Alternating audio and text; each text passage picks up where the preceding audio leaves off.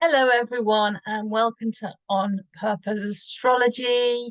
And I'm recording this on January the 10th.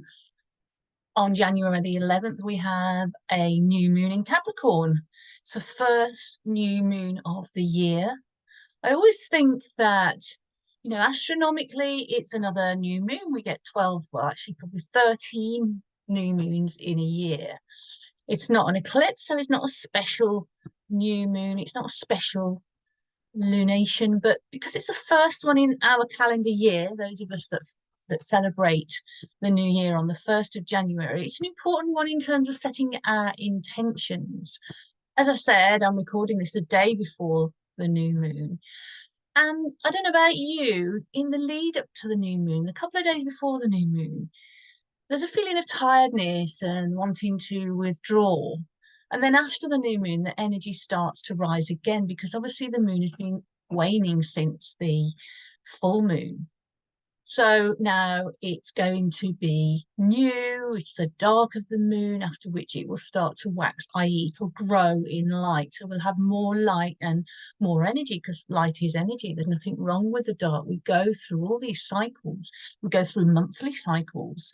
In astrology, we go through monthly cycles in women go through monthly cycles, the menstruation, we go through yearly cycles.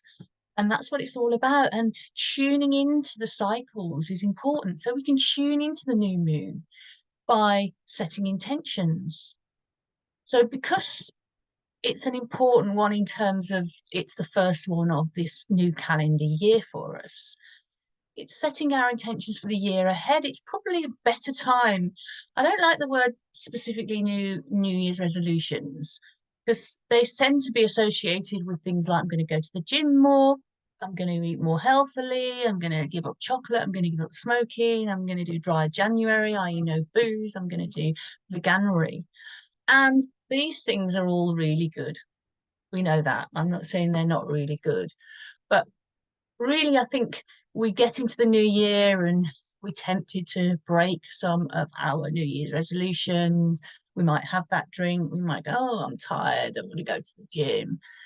Under the new moon in Capricorn, you know what? Under the new moon, if you just before the new moon or on the new moon, if you don't want to go to the gym, take a rest. But the thing is with Capricorn, because we should rest under the new moon, right? Don't beat yourself up. The thing is with Capricorn, Capricorn likes to be disciplined. It likes to do things, you know? It has tenacity. It's the sign of the goat, the tenacity there, the resourcefulness. It's practical, it's pragmatic, it wants to do. It's a cardinal sign, of course, so it wants to do. Okay, but under the new moon, we need to sort of have a little bit of a rest. If it was a new moon in Cancer, that might be easier for a lot of us to just sort of like, oh, you know what? I'm going to go for comfort. I'm going to nurture myself. I'm going to look after myself. But traditionally in astrology, Capricorn, the moon in Capricorn, it's not a good placement for Capricorn. It's a difficult placement for some of the things I've kind of already suggested, that the moon is about how you are nurtured, how you nurture yourself. Whereas Capricorn tends to new moon, well, any moon in Capricorn, whether it's a new moon or whether it's a full moon or whether it's moon in Capricorn generally in your birth chart or a chart of an event, it's has something to say about self-care and nurturing and looking after yourself and looking after others. Habits and routines have something to do with duty, responsibility, working hard, that discipline I've already talked about because of Capricorn, which goes against sort of that moon thing, the nurturing of good of any kind of moon. You know, all moon signs are about how you are nurtured by your family, by your mother, by your caretakers when you're young, and how you nurture yourself and where you feel like you belong. So there's a sense with Capricorn moon that you belong as long as you are useful. You don't belong just because you're you. There might be a situation where under this new moon in Capricorn, but more generally, especially if you have moon in Capricorn, where you you can't just rest and relax, or it might not feel like you can express your feelings and your needs. So maybe these are some reflections for this new moon in Capricorn. Let's have a look at the chart and we'll see what else that might suggest to us. So you can see there's a bit of a dilemma here with a new moon in Capricorn. As I said, the darker the moon, the darkest time is just before the new moon, which is when I'm recording this now. And it was very tempting not to do any work today. I actually got something out of the way that was in my calendar. I had a deadline. I got that out of the way the first thing, went out for a long walk, came back, did some sort of homey stuff, did some things, did some laundry, that kind of thing, being at home. You want to be at home under the new moon. But for many of us, of course, we're at work. It's a working day today, it's a working day tomorrow. So how do we look after ourselves? How do we nurture ourselves? Give ourselves time. Take time over your lunch. Be disciplined about how you take your lunch break. Just silly little things like that can make all the difference in terms of just relaxing you. Because once the moon starts to grow in light and grow in strength, i.e., when it comes out of the new moon, then it will be time to take action. So it's about setting intention.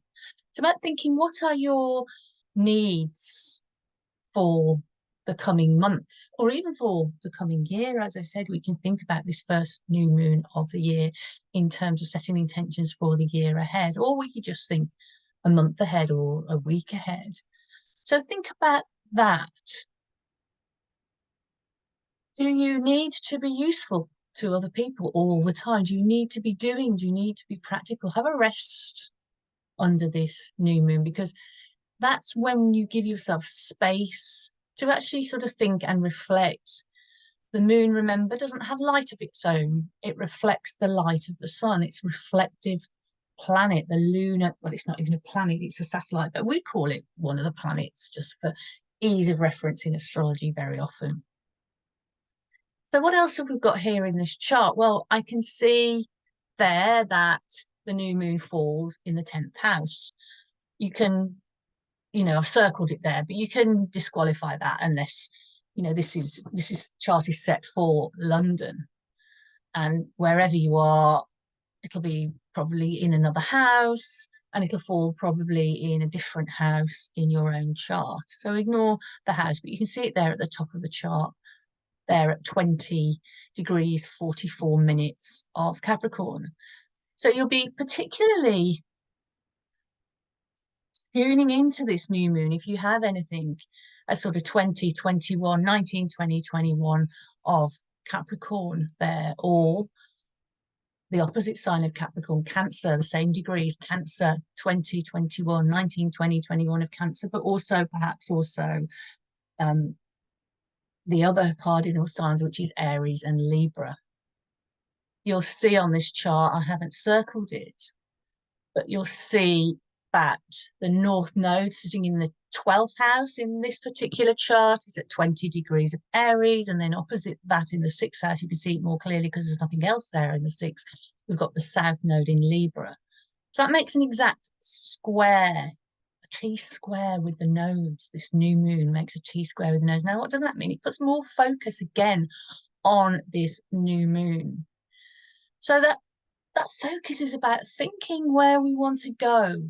What direction do we want to go? And what resources do we need to get where we want to go? How do we need to feed ourselves? The lunar nodes, obviously, they're very lunar. They are related to the nodes, the moon. And the moon is also about how we feed ourselves, not just literally food in our mouth, but how we feed ourselves emotionally, how we give ourselves comfort, how we give ourselves sustenance and energy in every sort of aspect, really, emotionally, physically, etc. And the North Node is about what we need to put in. So it's about self-care. Aries is about the self. So it's very much a message of this new moon for self-care instead of caring for others. Capricorn, if you are strong in Capricorn, particularly in a Capricorn moon or sun, then in your birth chart, then you probably had to grow up fast. You had to take on responsibilities when you were younger. And perhaps that wasn't fair, but then you do think you have to carry on doing that. So what do you need to let go of under this new moon? What can you think about you can do less of? Well, we look at the South Node, it's in Libra. And that's the people-pleasing thing, the duty and responsibility, bringing it back to Capricorn, duty and responsibility, because it's Saturn ruled, and that's what Saturn's all about, duty and responsibility, oughts and shoulds and obligations. particularly to family, but also to work generally, and to the domestic life, of course, the moon. What do you need to let go of? Perhaps you need to let go of giving yourself away to others. Maybe these are some intentions. What do you need to let go of? You'll see there that it's very close. This new moon sitting at the top of the chart circle is very close to Pluto at 29 degrees in Capricorn. Now it's about 9 degrees off from the new moon, but it still sort of resonates there, doesn't it? And it's very strong and powerful, particularly at the moment. Pluto always is. It always brings power issues and empowering issues. It can empower. It can be where you give away your power. So again, think about these issues. Where can you feel more empowered going forwards? Because Pluto will very soon, on the 21st of January, so in like 10, 11 days' time, it's going to be going into Aquarius. It's going to be leaving Capricorn. When it's in the last degree of Capricorn, any sign, any planet that's at 29 degrees of its sign is intense. It's got urgent things. It's got urgent things to finish. There's that pressure there. Again, feeling that pressure under this new moon to get things done. If you can, have a little bit of a rest, a little bit of a break. Pluto, don't forget, is a shadow planet. It's, again, the planet of the dark place, isn't it? The new moon is a dark place. It's when there's no light reflecting from the moon.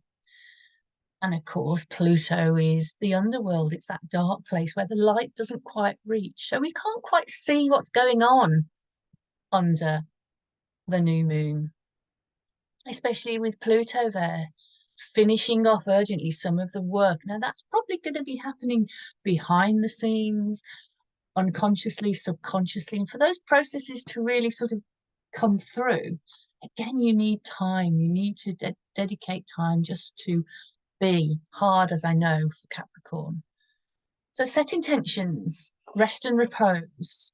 You know, we're going to have a lot of energy building soon, as this moon grows, but also, as I said, as Pluto goes into Aquarius. We're going to see processes, long, slow processes, of course, with Pluto, but we're going to start seeing a lot of the hints of what it's going to be like when Pluto is in Aquarius. So what else is going on in this chart? Well, we're helped. I've already talked about Capricorn not being a good placement, particularly for the moon. But here we're helped by Mars in Capricorn. Mars is strong in Capricorn. Mars is the planet of action, the planet of doing. Capricorn, again, I've already talked about that discipline, working hard, being practical, pragmatic, resourceful, using your wisdom as well in practical ways, what you've learned, experience, what have you experienced and learned from your experience that you could put into action, not now, but after the new moon. But you can certainly start thinking about those things during this new moon. And we've got a while to go anyway. So Mars is going to be in Capricorn until the 13th of February. So we've got a good, just over a good month of Mars in Capricorn already. So if you have anything in the cardinal signs, Cancer, Capricorn, Aries, Libra, you'll have a transit there from Mars, which should give you a little boost of energy. So you're helped there. And then you've got Mercury going into Capricorn very soon.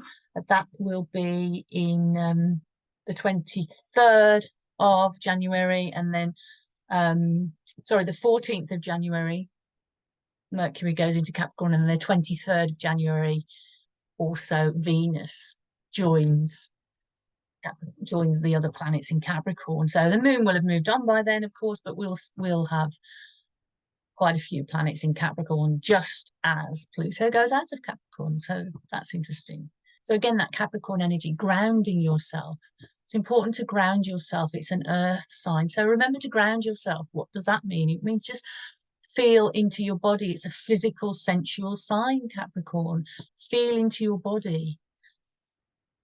Less out of your head. When Pluto goes into Aquarius, we could end up just being in our head too much. It's like, whoa, head spinning, head spinning, head spinning. There's very airy times coming up, and it's kind of like anxiety and thoughts overrunning themselves and the urge to sort of communicate.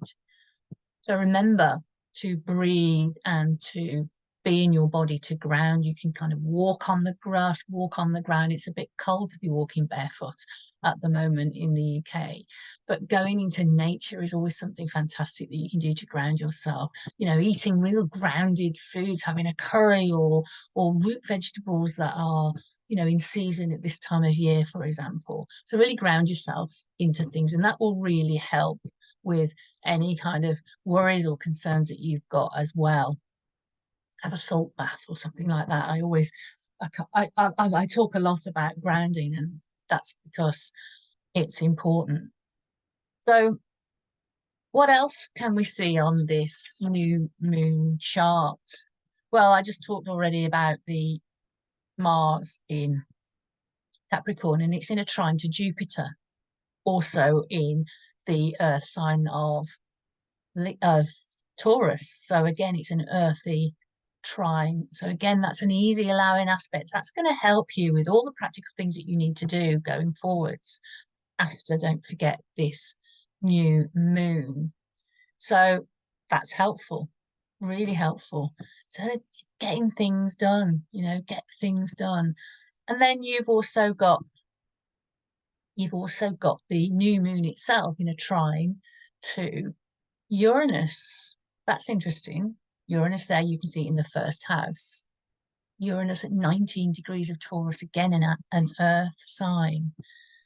So it's kind of giving you a bit of a wake-up call, I guess.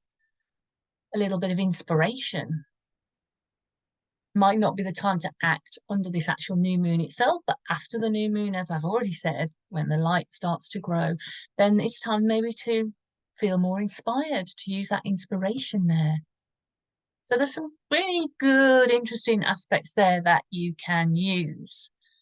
One thing to think about here, you've got Mercury at 27 degrees of Sagittarius, which is in a square with Neptune at 25 degrees of Pisces.